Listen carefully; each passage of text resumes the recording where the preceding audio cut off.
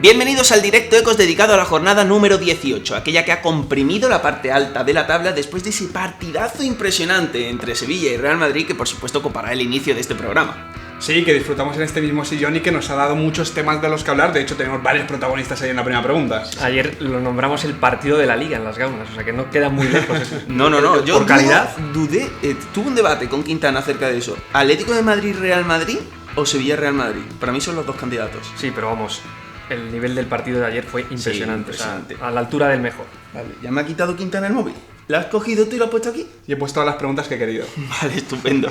Pues empezamos por la primera, que como decimos está protagonizada por el partido entre el primero y el segundo, entre el Real Madrid de Zinedine Zidane y el Sevilla de Jorge Sampaoli. La pronuncia nada menos que nuestro amigo Pablo Malo y dice que hablemos sobre el encuentro de Sergio Ramos, sobre la exhibición de los dos pivotes, Casemiro y Steven Nsonsi, y sobre la adaptación de Stefan Jovetic. Sí, empezando un poco por Sergio Ramos, que además relacionamos así el planteamiento de Zidane con tres centrales. La verdad es que no esperábamos menos, pero es que se encontró muy a gusto en esa función de libre, con una responsabilidad en todas las fases del juego y con una personalidad, la de Ramos fue increíble, sobre todo también a la hora de iniciar el juego, que yo creo que fue la clave para que el Real Madrid controlara el partido y controlara el ritmo y la presión del Sevilla. Sí, de hecho es que veíamos las posiciones de Nacho, central izquierdo, y de Varane, central derecho, muy abiertos. Sí. Los tres centrales tenían clarísimo que tenían que profundizar ellos y tenían el pasillo libre, y claro, Sergio Ramos, que estaba en el carril central cuando se incorporaba a campo contrario, o sea, es que era una jerarquía verdaderamente legendaria,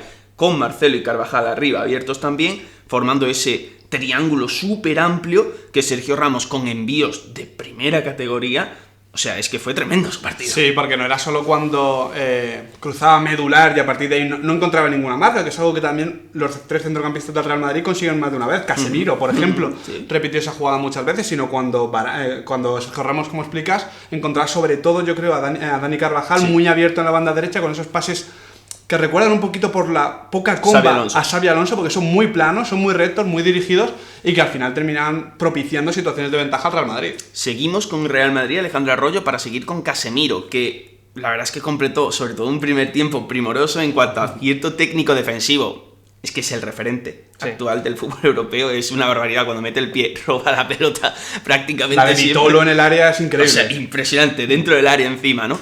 Y el caso es que nos sirve para explicar ese control, creo que táctico, que tuvo el Madrid. A mí el Madrid, sinceramente, perdió, el Sevilla me encantó, pero el Madrid me gustó incluso un poquito más. Y a título táctico es que me pareció una maravilla. Esa línea de 5 en el centro del campo que trazaban Marcelo, Kroos, Casemiro, Modric, Carvajal, fue tremenda. Y Casemiro, claro, es el que más resalta en ese tipo de acciones. Claro, además es que el Sevilla no creemos que hiciese ni mucho menos un partido desacertado. O sea, el Sevilla en campo contrario lo hacía todo prácticamente perfecto, pero la sensación es que el Madrid no era desbordable, que siempre estaba antes que el Sevilla en todas las posiciones. Eso es clave. Y también hay que decir que hace tiempo ya que Casemiro está dejando de ser un mero especialista. Los partidos de Casemiro empiezan a ser exactamente ya... Es un crack. Eso es crack. Que está ganando mucha confianza y está atreviéndose a hacer más cosas. Sí, sobre todo estaba el concepto ese de que el Real Madrid parecía que no se estaba esforzando a nivel físico, parecía que estaba donde tenía que estar situado en el campo, y era tremendo, ¿no? Es verdad que renunció a metros, porque por ejemplo en la ida de la Copa del Rey el Madrid estuvo muchísimo más arriba, en este caso regaló más metros, pero claro, a cambio ralentizó mucho el ritmo de juego del Sevilla, que en el minuto 20 todavía no había chutado, y eso es mucho decir del Sevilla de Jorge Sampaoli en el Sánchez-Pizjuán con esa motivación.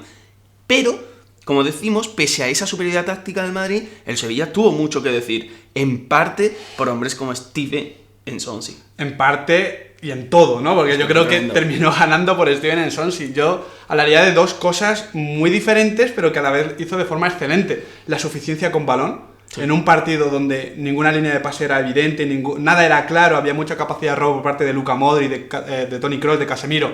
Jugaba por encima del encuentro, y estamos hablando de un encuentro de semifinales de Champions a nivel potencial. Sí. Y luego el tema de la corrección sin balón, sobre todo cuando Sampaoli se desnudó en el carril central, metiendo a Pablo Sarabia, metiendo a Jovetic, etc. Y él solo. Él tuvo que hacer ciertas correcciones de un nivel y una exigencia altísimo. La además, que hace estando contra Cristiano Ronaldo, cuando Cristiano Ronaldo le hace caña a pareja. Remy, perdón. Sí. Y además que se veía que Nsonsi estaba cansado. Y aún así llegaba, robaba y seguía. Impresionante. Y bueno, luego la preciosa noticia de la llegada de Stefan Jovetic. Stefan Estefan. Esteban Gómez Mirrondo es nuestro amigo. Es verdad. Y le mandamos un saludo desde aquí. Pero sí, es Jovetic quien ha llegado y que va a dar esa nota de color a la liga porque es un verdadero genio, ¿no? Pasamos a la segunda pregunta, hablando de genios. No sé si este es un genio, un geniecillo, un aspirante a geniecillo. Carlos Soler. Quiere Ignacio Hernández Pacheco que hablemos sobre él y sobre su impacto en la mejora del Valencia.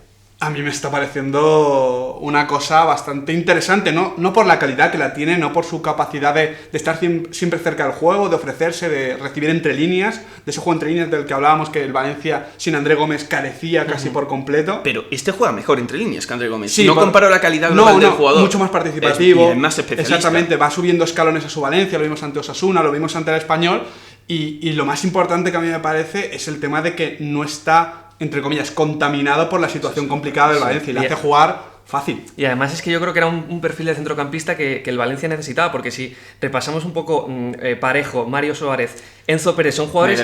Medrán tampoco es eso. Medrán tampoco es eso, o sea, el Valencia al final para jugar entre líneas necesitaba un delantero que bajara o un hombre de banda, y ahora con Soler tiene un centrocampista que sí que sabe jugar entre líneas. Y que lo está haciendo de maravilla porque además cuando recibe entre líneas, después de movimientos interesantísimos, no pierde la pelota. Y pega con Parejo. Pega muchísimo con Parejo. Pasamos a la siguiente pregunta. Seguimos con individualidades destacadas en la última jornada. En este caso la pregunta la hace Guille Martínez Altura y es acerca de Alex Vidal. Se pregunta si es la alternativa más parecida a Dani Alves que tiene ahora mismo Luis Enrique en la plantilla culé. Hombre, yo creo que no, la verdad. Lo que pasa es la más diferente, de hecho, ¿no? Claro, es la más opuesta, pero en el partido ante Las Palmas, en el tipo de partido que el Barcelona jugó ante la Unión Deportiva Las Palmas, sí parece el lateral que puede sacar más provecho, sobre todo a la hora de un ritmo alto, aparecer por banda a muchísima más velocidad, porque Sergi Roberto sí que es un jugador que arriba, en ritmos más pausados, está más preparado, pero hablar de Dani Alves, que es un tipo que al final es centrocampista y que es toda la banda para él, Alex Vidal no es ese tipo de jugador. Es que a Alex Vidal le estamos valorando como lateral derecho, porque los últimos 6, 7, 8 partidos con el Sevilla de Unai Emery, cuando ficha por el Barcelona, juega ahí, pero toda su vida ha sido o extremo derecho o extremo izquierdo, como era en Almería. Entonces estamos hablando de un jugador diferente, creo que muy diferente a Dani Alves, incluso también a Sergi Roberto en ciertas cosas, y que creo que como profundidad de plantilla, como tener un jugador activado en ese sentido es positivo, porque si no tenía que corregir con Mascherano en banda derecha, y eso tampoco nos encajaba del todo. Pero más allá de eso, me cuesta verlo, al menos de momento. Sí, bueno, en cualquier caso, lo que sí hay que decir es que Dani Alves solo hay uno. Y que Dani Alves solo hay uno. Bueno, sí. O sea, es que ¿quién es el jugador más parecido a Dani Alves? Ninguno. El Dani Alves de la Juve es el más parecido al Dani Alves del Barça. Es el único que se da un ligero aire, ¿no?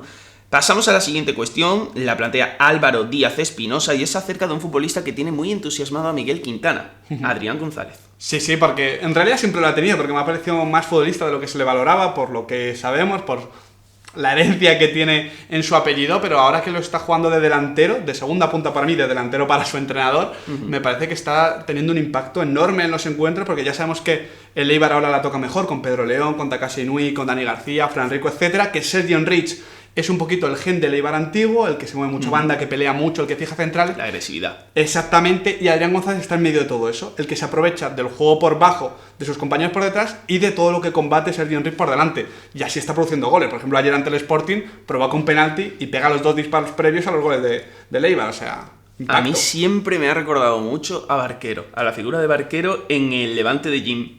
Interesante. Seguramente este sea más agresivo en los movimientos y menos determinante con el balón en los pies. Pero me parece un perfil relativamente posicionalmente parecido. sí puede ser. Sí. Sí. Pasamos a la siguiente pregunta que la formula nuestro amigo Antonio Durán y es acerca de Adalberto Peñaranda, un fichaje que a mí me tiene excitado. Bastante ilusionado. Nos pregunta qué puede darle al Málaga. La verdad es que le podría dar muchísimas cosas a muchos equipos en la liga.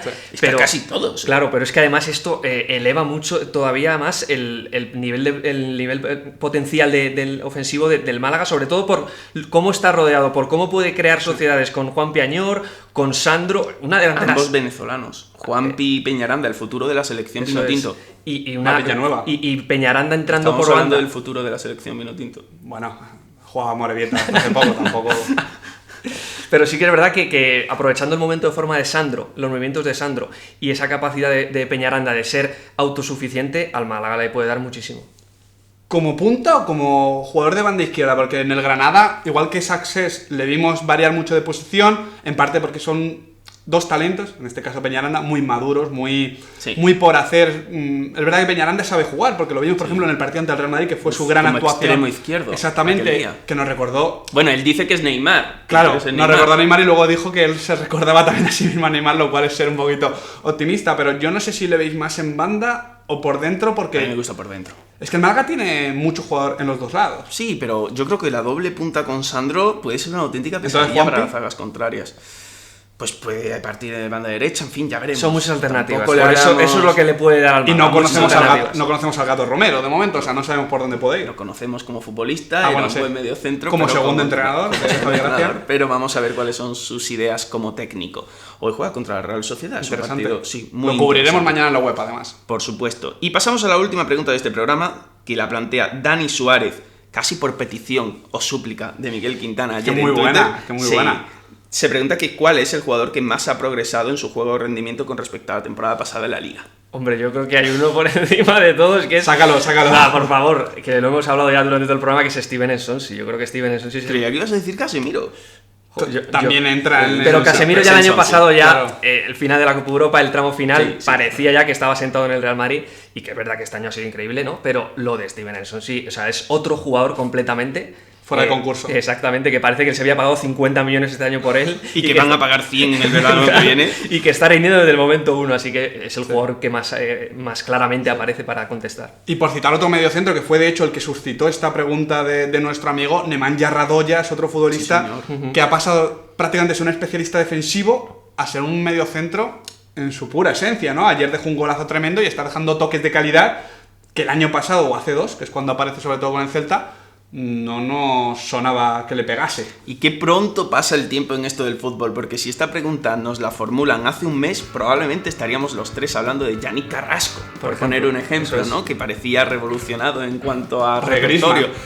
O de Griezmann también, pero bueno, ya ese fue un crack en la Eurocopa, hizo lo que hizo, ¿no? En fin, así es el fútbol, va rapidísimo y nosotros queremos que nos contestéis a esta última pregunta. ¿Cuál es para vosotros el futbolista de la Liga que más ha progresado? Por favor, dejadla en comentarios, vuestra respuesta la leemos y lo debatimos. Y el lunes que viene volvemos con una nueva edición de Directo Ecos.